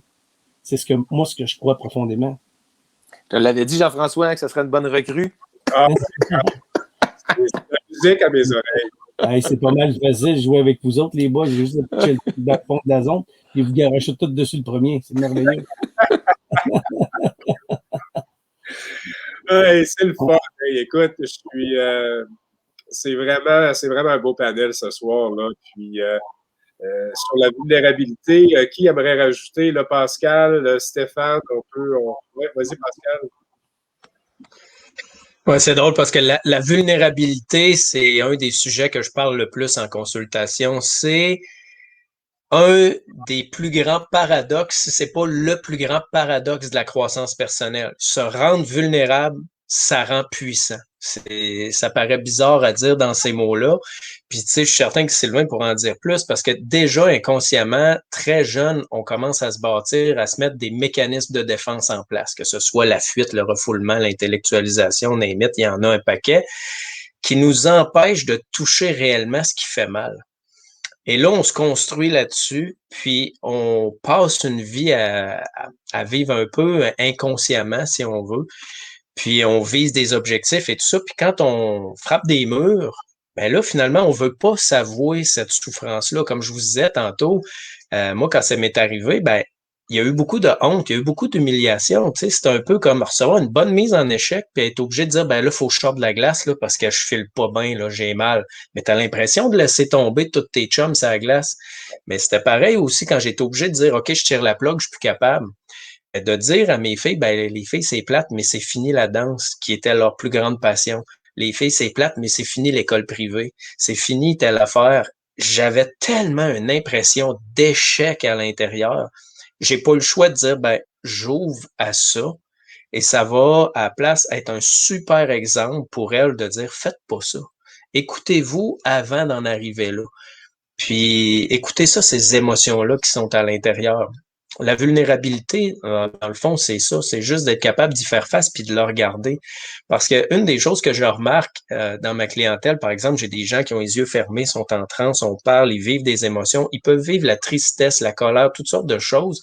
Mais lorsqu'ils vivent la honte, bien souvent, physiquement, ils détournent la tête de moi puis ils essayent de se cacher de moi. Alors qu'ils sont assis là dans mon bureau, je suis en avant de moi. C'est vraiment spécial de voir comment le corps parle. Cette honte-là d'être vulnérable est difficile à vivre. Pourtant, quand on rentre dedans, progressivement, ça s'apaise, on arrive à se retrouver, puis ça fait du bien. Les gens ont peur, mais finalement, au bout de la ligne, ça fait du bien de se rendre vulnérable. C'est peut-être ce que les hommes ont le plus de difficultés. Est-ce que les femmes ont plus de facilité tantôt? Je sais pas qui parlait des statistiques, c'est Sylvain probablement, où il y a plus de dépression chez les femmes, mais il y a moins de suicides. Mais les femmes se parlent entre eux autres et se soutiennent. Moi, quand j'allais pas bien, c'est plate, puis je les aime, mes chums, mais tout ce que j'avais, c'est « En tout cas, si tu as besoin, je suis là. » Mais j'aurais jamais été demandé d'aide. Ce qu'il aurait fallu qu'ils fassent, c'est qu'ils débarquent chez nous puis qu'ils disent « Je pars pas d'ici. Je suis là avec toi, puis je m'assieds avec toi. » Puis moi, je l'ai fait, cette erreur-là. J'ai 2 chums qui se sont enlevés la vie, dont mon chum pompier, où j'ai attendu. Un soir, je me souviens, le dernier soir où j'y ai parlé, j'y ai dit, écoute, je file pas bien, viendrais-tu jaser? Il m'a dit, non, je peux pas, je m'en vais dans le sud. Ben, j'ai dit, écoute, je vais vraiment pas bien, j'ai arrêté le fun. Mais il dit, en tout cas, on se parle à mon retour. 10 minutes après, le téléphone sonnait. C'était mon directeur incendie qui me disait, écoute, j'aurais besoin de toi à caserne, viendrais-tu m'aider à faire une réparation, quelque chose? Et puis je me rends, il me demande de monter au bureau, il me rouvre une bière. C'était complètement faux. C'était mon chum qui l'avait appelé pour lui dire, hey Pascal, file pas, l'aiderais-tu? Fait que lui, il m'a aidé, mais quand il est revenu de voyage, il m'a pas laissé le temps de l'aider, puis il est passé à l'acte. Et ça, je l'ai toujours eu un petit peu sur le cœur de dire, hey, plus jamais je vais laisser passer ça. On est comme ça, les gars, on se dit, il sait que je suis là. Non, il sait pas que je suis là, puis de toute façon, il ne demandera pas l'aide. Va vers pour lui dire, regarde, arrête de niaiser, là. Rends-toi vulnérable, arrête de te protéger. Je sais que les gars, on a tendance à se cacher dans notre caverne, puis à s'isoler, puis à refermer. Mais c'est à nous autres à le briser, cet isolement-là, un petit peu, puis aller vers ces gens-là. Parce que c'est possible de surveiller son propre tableau de bord, mais en même temps, en bon pilote, on est en mesure aussi de surveiller le tableau de bord des autres. Oui. Ça aussi, en fait, quand on va bien, je pense qu'on peut être plus vigilant. Puis ceux qui ont déjà passé à travers des épreuves comme nous autres, là aussi, là, quand on a déjà marché un terrain, on est en mesure de voir les signes et symptômes davantage. Tu sais, moi, à un moment donné, après mon retour au travail, après ma période de 6 mois d'arrêt de travail, je suis retourné au bureau, puis à un moment donné, tu sais, je regardais quelqu'un aller, puis je me disais, crème, s'il continue comme ça, là, c'est droit dans le mur. Et je me suis pas assis nécessairement directement avec cette personne-là, mais j'en ai parlé à un gestionnaire pour dire, écoute, j'ai remarqué telle chose. Est-ce que ça serait approprié de prendre un moment avec cette personne-là pour simplement s'assurer qu'elle va bien? Parce que là, les dossiers s'empilent. Il y a des erreurs dans certains dossiers. Il y a un isolement qui se crée. Mais ça, j'aurais jamais fait ça avant. Fallait que j'aille passer par mon atterrissage forcé pour être plus vigilant. Fait que je pense que de surveiller ça aussi, on a une certaine responsabilité. Puis merci, Pascal, d'apporter cette précision-là, parce que souvent, c'est ça, hot boys, on va pas jusqu'au bout. C'est si tu as besoin d'aide, comme tu dis, je suis là. Mais regarde, allons un petit peu plus loin. Stéphane, je pense que les antennes, ils se développent. C'est sûr que quand tu vis quelque chose comme ça, tu dirais que tu viens avec des petites antennes, tu es capable plus, vu que tu en connais un peu plus sur le sujet, tu l'as vécu, tu es peut-être un peu plus alerte à détecter des choses chez les autres. Puis effectivement, on développe cette capacité-là, puis il ne faut pas hésiter à référer, puis pas juste donner un nom, il faut s'assurer que le suivi a été fait. Il ne faut pas oublier une affaire, les gars, c'est que prendre le téléphone, puis décrocher, puis demander de l'aide, c'est tough en tabarouette. Là, c'est le bout qui n'est pas évident. Puis dans notre monde, à nous autres, les gars, mais aussi, je parle de mon monde à moi, c'est ça que les pompiers, tout ça, quand quelqu'un pogne le téléphone puis demande de l'aide, il faut que ça décroche à l'autre bout, puis il faut être capable de mettre des filets ou de donner des ressources qui sont compétentes. Puis si toi, tu n'es pas compétent, c'est pas grave, mais réfère à quelqu'un. Je pense que ça, c'est essentiel. on a envie des choses des fois un peu bizarres comme pompier, puis des appels qui ne sont pas toujours super le fun à voir des fois sur des interventions. Puis mon tableau de bord que tu parlais, Jeff, à un moment donné, je réalise que suite à un appel un peu dégueulasse, tu sais, que je commence à moins bien dormir. Moi, c'est pas mon genre de pas bien dormir. Moi, je me couche, je dors, ça sonne, je me réveille, on répond au call, je reviens à la caserne, je me couche, je dors. Chez nous, j'ai un sommeil qui est parfait. Je me mets la tête sur l'oreiller, puis je suis parti. Mais là, je réalise que mon sommeil n'est pas optimal, puis je me réveille souvent, puis j'ai des images qui reviennent dans la tête. C'est comme si tu me parlais tantôt de ta lumière jaune qui clignote. Je suis comme, ouais, c'est pas normal que moi, je ne dorme pas, puis que ça me flash dans la tête. J'en ai vu des affaires, mais on dirait que celle-là. Check and jet. Ouais, le check engine, celle-là, il était tannant. Puis, tu sais, des fois, le check engine, il réteint. Ouais. Mais lui, s'il éteignait pas. Fait que j'ai appris de ma leçon de 2006. Puis je prends le téléphone, puis j'appelle le programme d'aide aux employés. Bon, là, c'était peut-être pas parfait. Là, c'est des choses qui sont en train de se régler, mais avoir un programme d'aide adapté aussi à notre milieu, c'est quelque chose qui est important. Puis, mais d'être capable de dire, écoute, tu sais, qu'est-ce qui se passe? C'est urgent, c'est pas urgent? Je l'écoute. Je pense que c'est plus à titre préventif, mais en ce moment, c'est pas normal que moi, je ne dorme pas la nuit. Puis je sais que j'ai vécu des affaires dernièrement sur des interventions parce que il y en a eu une couple qui se sont comme. Ça s'est comme empilé en dedans de quelques semaines. Je pense que ça me touche plus que je pense. Mais c'est à titre préventif, puis tu vois, en allant faire ces démarches-là, mais peut-être qu'à un moment donné, on évite de tomber dans la spirale. Le gros avantage qu'on a comme pompier, c'est qu'on travaille en gang. Fait que, la communauté de boys qu'on a là, on revient à caserne, on a une intervention, ça n'a pas bien été, puis on est capable de s'asseoir dans la cuisine, puis jaser de ça, les boys ensemble, puis d'être capable d'avoir une écoute, puis d'être capable, des fois, une semaine après, de relancer le sujet et de dire « Ouais, tu sais, le cadre de la semaine passée, là, moi, cette semaine, il m'a tanné, j'y ai repensé souvent. » Puis là, ben, peut-être que juste en lançant le sujet, comme Sylvain disait tantôt, en étant vulnérable, puis en offrant cette culture-là, puis cette ouverture-là, bien, finalement, il y en a peut-être un au bout de la table qui va dire il n'en aurait pas parlé, mais là, il va faire ouais, ben, tu sais quoi, moi aussi, cette semaine, j'ai trouvé ça tough. Donc, parce que tu as créé cette ouverture-là, il y a peut-être quelqu'un qui va aussi, lui, s'ouvrir puis être capable de réaliser que la petite lumière, lui, il la voyait peut-être pas, mais lui aussi, elle clignote. T'sais. Fait que juste de dire check la donc, toi, ta lumière. Moi, cette semaine, elle clignotait. Puis c'est normal si elle clignote. Puis si tu as besoin, voici les ressources. Puis on a des filets de sécurité pour ces gens-là. Fait que, tu sais, on a toute une éponge.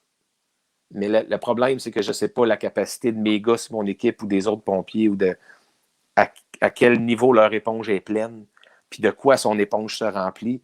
Puis si les gars ils ont la capacité d'aller la vider puis la drainer, cette éponge-là, en faisant des choses qu'ils aiment, en ayant de la gratitude, en faisant du sport, en sécrétant des hormones, en faisant un paquet d'affaires pour être capable justement de prendre du temps pour eux autres, puis de la vider, cette éponge-là, parce qu'on sait qu'elle va se remplir. C'est une question de temps dans le contexte actuel avec nos jobs. Fait que je pense que c'est super important d'avoir cette capacité-là aussi d'aller faire un vide-cerveau à un moment donné, soit avec un psychologue, avec des pères aidants, avec des amis d'en parler, ou avec tes parents, ou avec des collègues. Ça en est des moyens de vider son éponge, ça. J'ai le goût de prendre la balle au bon. Tu parles de faire des choses qu'on aime, ces choses-là. C'est quoi vos trucs, vous autres, pour rester en santé? Qu'est-ce qui vous nourrit? Comment vous faites pour bien entretenir, dans le fond, votre santé mentale, votre santé émotionnelle? Est-ce qu'il y a des choses que vous aimeriez nous partager qui peuvent donner sans doute des pistes de solutions là, à des gens qui nous écoutent? Vas-y, Michel. Tantôt, on parlait de vulnérabilité. Ce que j'ai remarqué, c'est que le fait d'accepter ta vulnérabilité, ça fait en sorte que en tout cas pour moi personnellement, j'ai arrêté d'être en réaction aux événements de ma vie. J'ai plutôt pris le contrôle de ma vie en acceptant ma vulnérabilité. Donc, le fait de l'accepter, ça fait en sorte que tu abaisses ta pression, puis tu es plus en contrôle, puis comme Sylvain le disait, tu profites de tes journées au jour le jour. Tu arrêtes de voir trop loin, tu arrêtes de tout dramatiser. Puis ça, le fait de profiter de la vie au jour le jour, bien, ça te rend plus apte justement à aider d'autres personnes.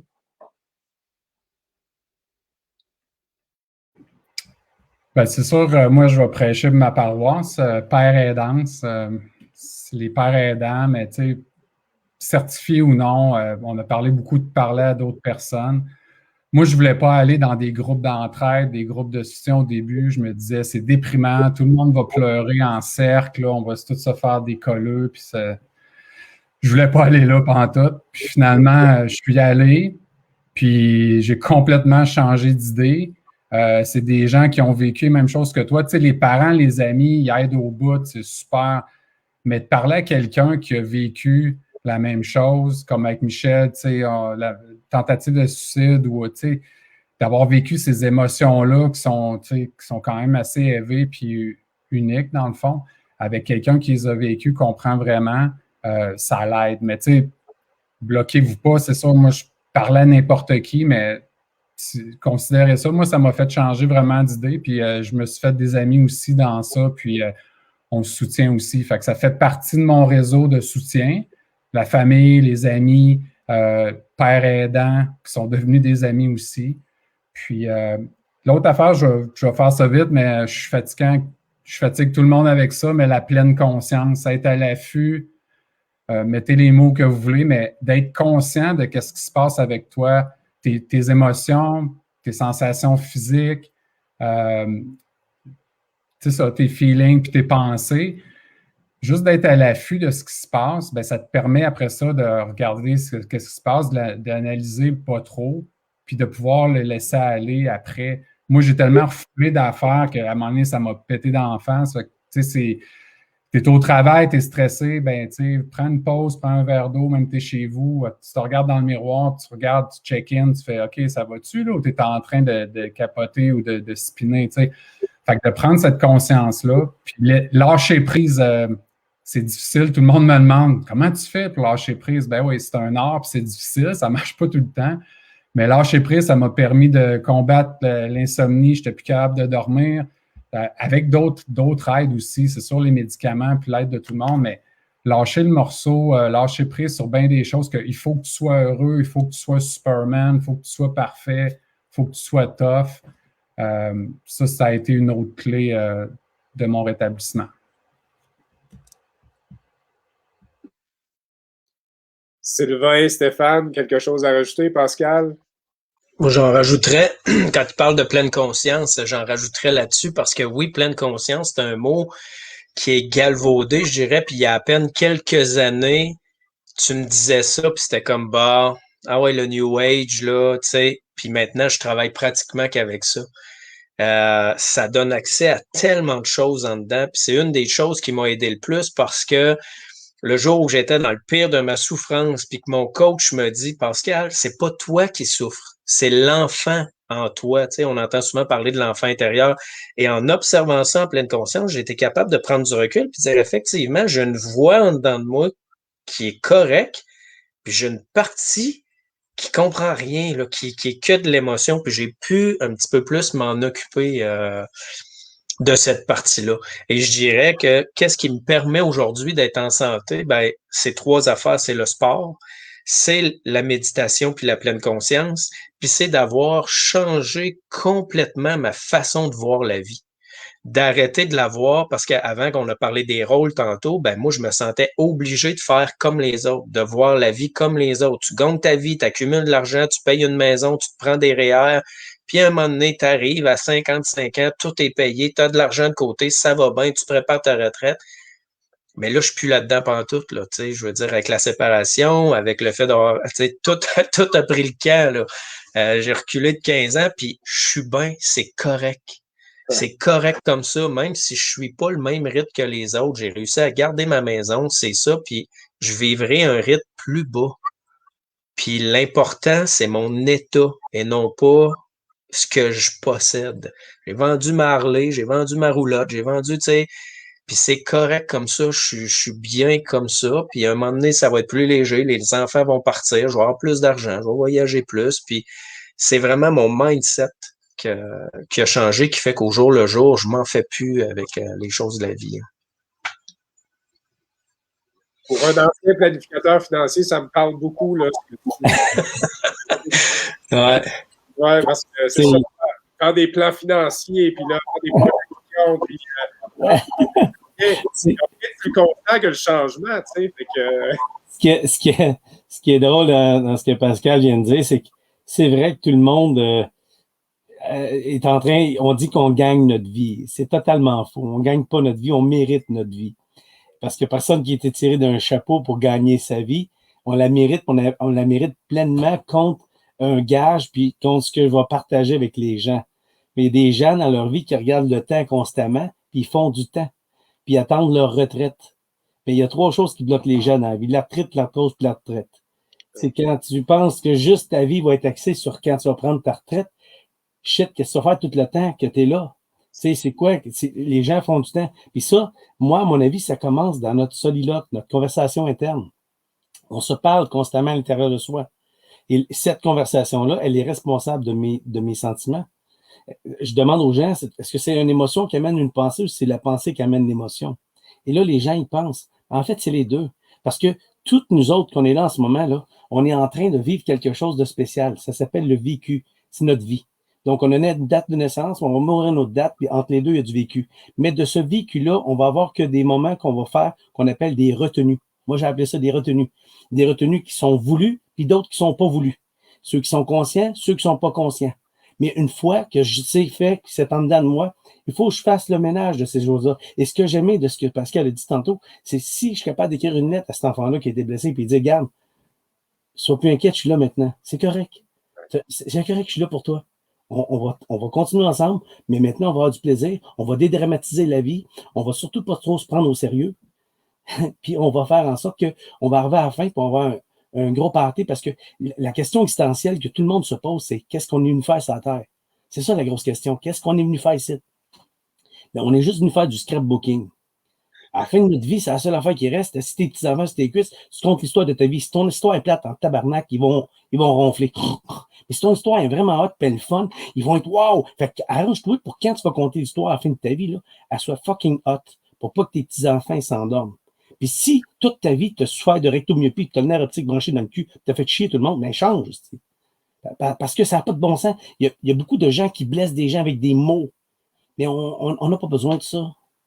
Puis il faut être capable de dire, OK, tout ce qui n'est pas vrai, ni bon, ni utile, je ne le garde pas. Puis si c'est ni vrai, ni bon, ni utile, ben parle pas. Puis ça, c'est Socrate qui a dit ça, puis ça fait un méchant bout. Puis je pense qu'il avait raison en tabarouette.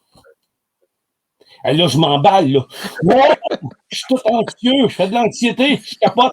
Prends ta tisane. Prends ta tisane. J'ai besoin d'un coach mental, d'un hypnologue, puis j'ai besoin d'un gars qui a des passés proches de se suicider, puis Pat, là, aide-moi. Je suis plus capable d'être un père. Plus capable. Hey, mon nom de famille, c'est Guimont. Ouais. Les gens, ils se battent là, comme humoristes pour gagner mon trophée. Là. Le Olivier, c'est ça, c'est ça. Puis, je vous ai pas compté ça, les gars. Juste avant qu'on débute, peut-être 1 heure avant, Sylvain, il m'envoie un message, puis il dit Tu peux-tu m'appeler? Fait que là, je l'appelle. Il me dit Jean-François, je suis vraiment désolé, je pourrais pas être là à soir. Non. Oh oui! Là, il part.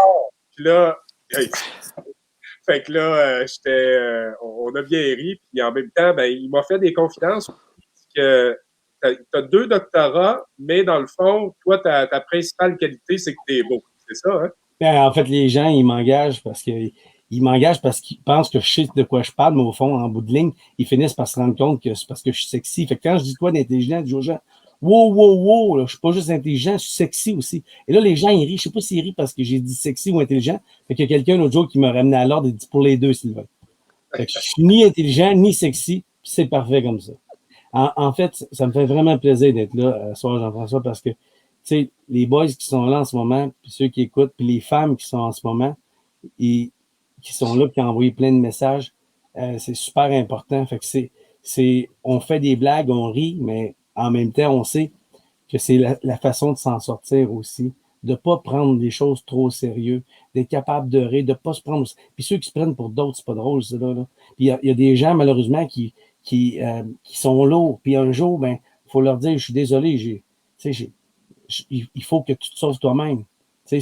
Puis on veut aider des gens, mais des gens qui, malheureusement, on dirait qu'ils sont heureux dans le malheur. Il y a des gens qui sont des victimes. S'ils ne sont pas une victime, ils ne savent pas ce qu'ils sont. Fait que, puis eux autres, ils sont heureux un peu là-dedans. Mais toi, quand tu embarques avec eux là-dedans, ben, tu es attiré vers le fond, puis ça te rend malade. Tu es plus malheureux qu'eux autres. Mais tu te rends compte qu'après, ils t'ont conté toute leur histoire, qu'eux autres, en bout de ligne, ben, ça va pas si mal que ça, mais toi, tu t'en es fait beaucoup. Il faut aussi être prudent.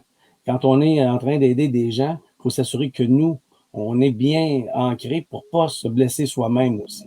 C'est vraiment, vraiment important. Puis on a, tu sais, les gens qui font ça, qui aident, on se paye rancœur comme Michel puis toute la gang. Mais tu sais, pour ça, il faut être capable de se placer, tu sais, de se protéger. Tu sais, on parle d'avion, là. Ils disent dans l'avion, mets ton masque avant d'aider quelqu'un d'autre. Mais ça, c'est vraiment important. Mets ton masque, assure-toi d'être. Si tu veux aider quelqu'un, il faut que toi, tu sois en sécurité en premier lieu. J'ai tout parlé d'aide, je m'en vais. Hey, tu sais, Sylvain, ce que tu viens de nommer là, c'est exactement c'est exactement comme pompier, on pense qu'on tire. Ben, en fait, on est là pour sauver des vies, des biens, protéger, tout ça. Mais la priorité numéro 1, c'est nous autres. C'est de l'autosauvetage, c'est être capable de se sauver nous autres mêmes s'il arrive quelque chose. Tu sais, le concept d'équipe est bien fort, mais si tu es dans l'arbre et tu es tout seul, il faut que tu saches comment te sortir de là. Puis ça, c'est une des bases qu'on apprend, des techniques d'autosauvetage dans le métier. Tu sais.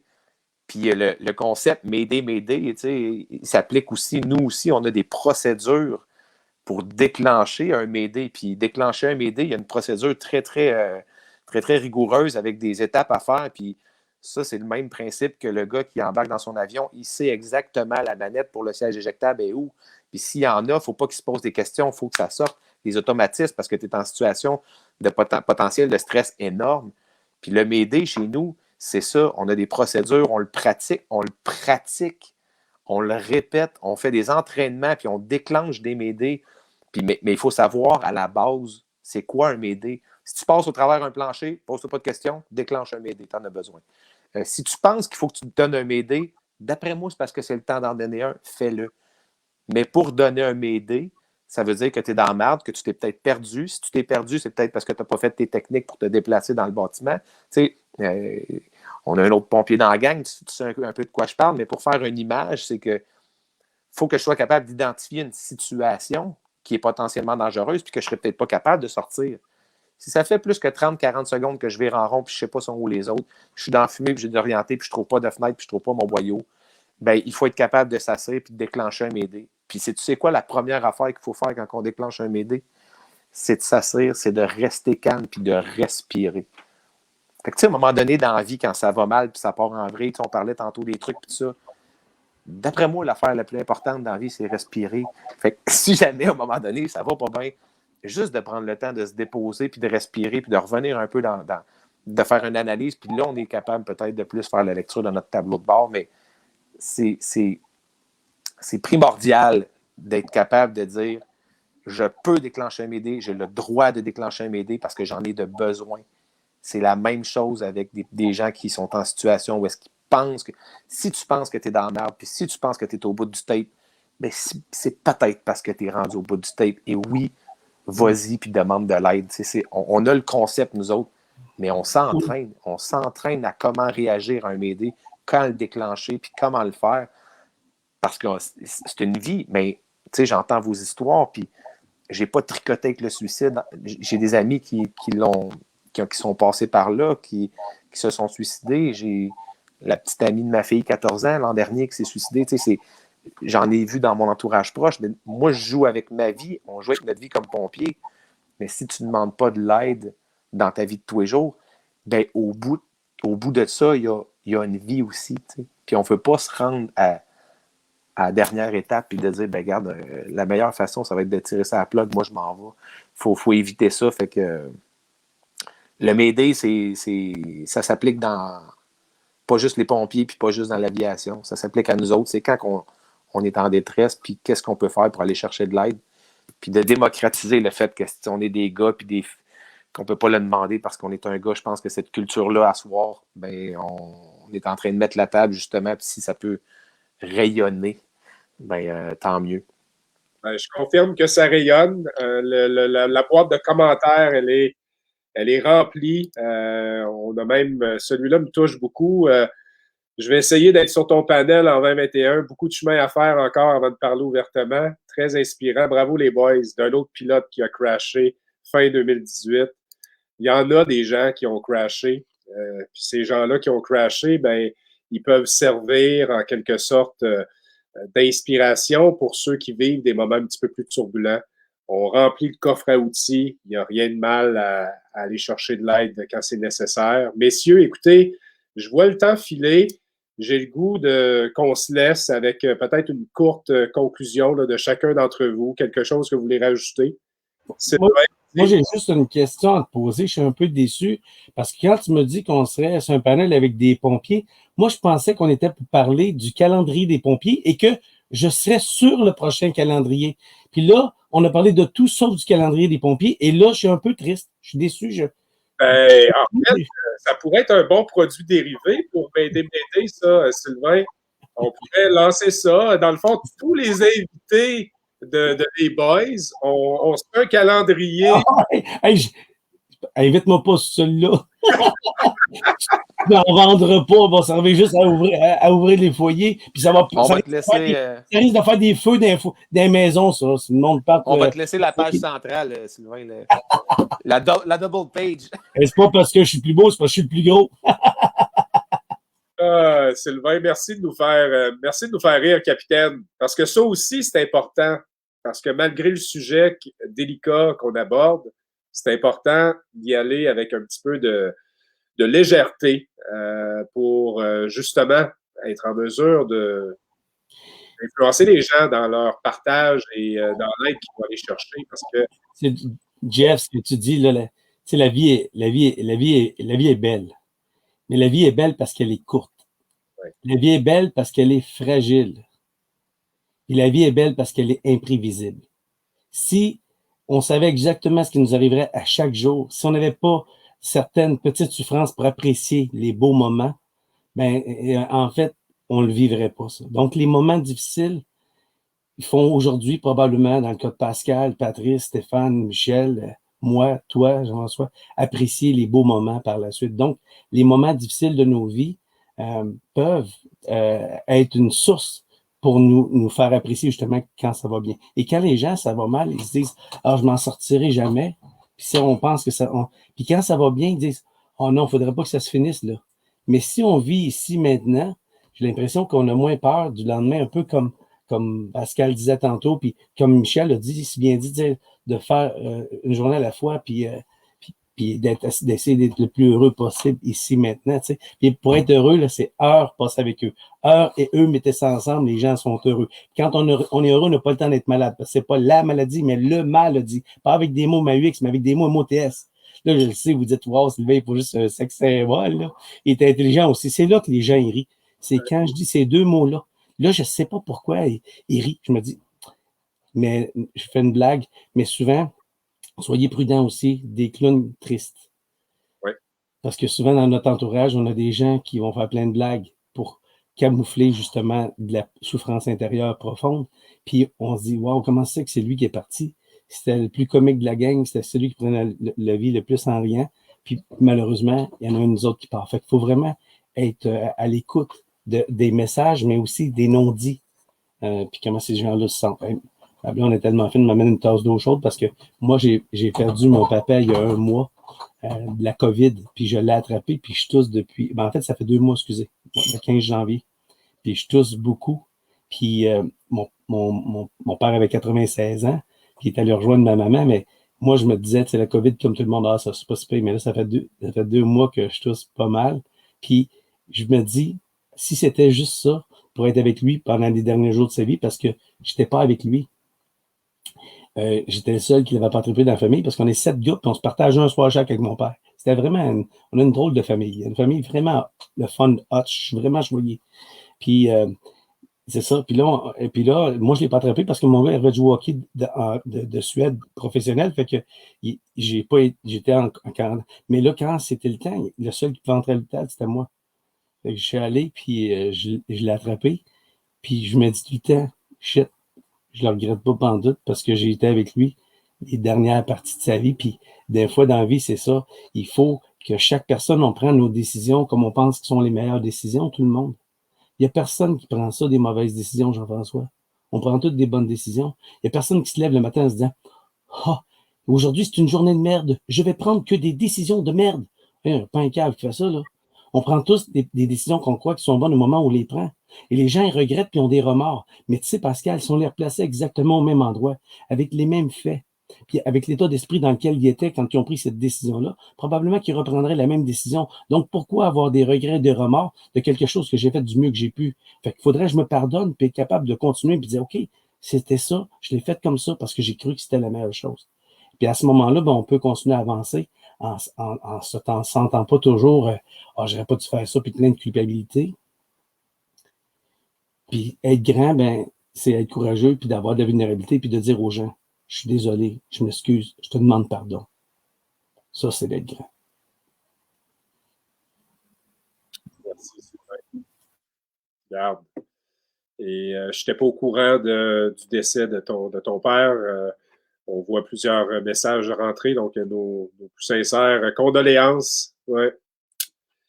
Et messieurs, ben écoutez, regardez, Patrice, Stéphane, Pascal, Michel, Sylvain, vous pouvez vous démuter, là, on termine ça dans quelques instants.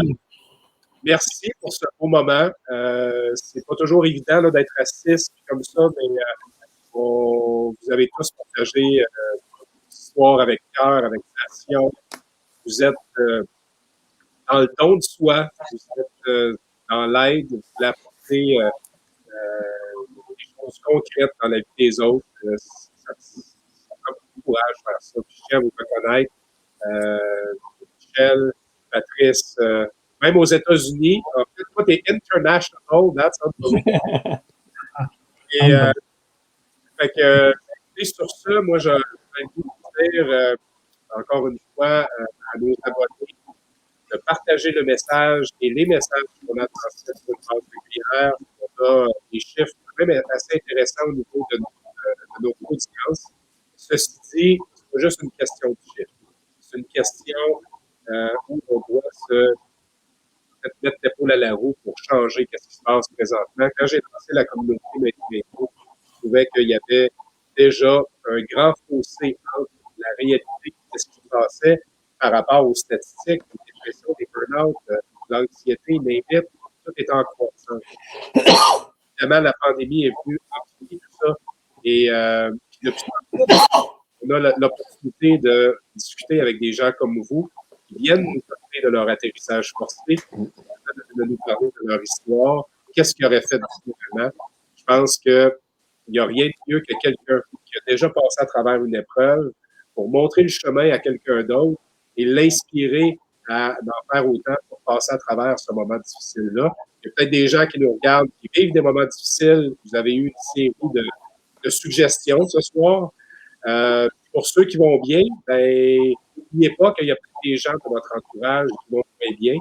Parce que si vous n'êtes pas atteint personnellement de la détresse psychologique, chose certaine, vous allez le vivre par la main. Soit un collègue, un ami, un conjoint, un voisin, et ne pas prendre ça à la légère.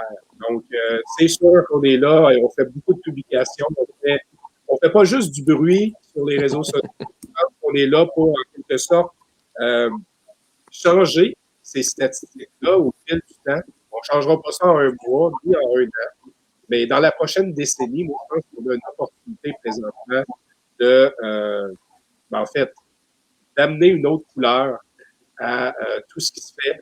Puis, m'aider, compte y contribuer. Puis, m'aider, sans vous, ça n'existe pas. Donc, je vous remercie d'avoir partagé votre temps. Et là, je vais vous laisser à vos familles, à vos occupations. Soyez parmi nous le mois prochain, mais m'aider, les boys revient dans une 3e édition. Messieurs, écoutez, je vous prendrais dans mes bras si c'était possible. Moi, je voudrais te remercier toi. Moi, je voudrais te remercier toi, Jean-François, puis ce que tu fais avec M'aider, parce que ce qu'on a de besoin, ce que le monde a de besoin, c'est de l'éducation là-dessus. Tu sais, on sait depuis qu'on est tout jeune ce qu'il faut faire pour rester en santé. On nous a dit qu'il fallait faire du sport, qu'il fallait bien manger, qu'il fallait pas fumer, qu'il fallait pas trop boire d'alcool, etc. Mais au niveau psychologique, on le sait pas. On nous l'a pas dit. Il a fallu que j'aille chercher par moi-même. On ne nous l'a pas enseigné c'était quoi les dangers.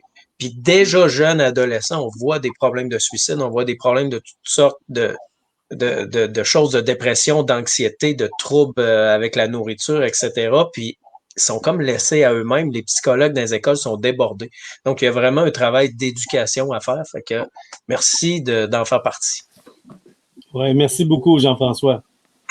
Plaisir. Merci, Jean-François. Quand aller chercher la rondelle, je suis derrière vous autres. D'ailleurs, regardez la rondelle de BDBD. Messieurs, bonne soirée. Merci. Bonne soirée à vous autres. Merci. Salut tout le monde. Bye, Pascal. Bye. Salut, Fabrice. Merci à tous. Salut, Stéphane, à bientôt. Patrice. Salut, Jean-François. Thank you, boys. C'était bien le fun. Merci Bye, tout le beaucoup. monde. Bye-bye. Bye.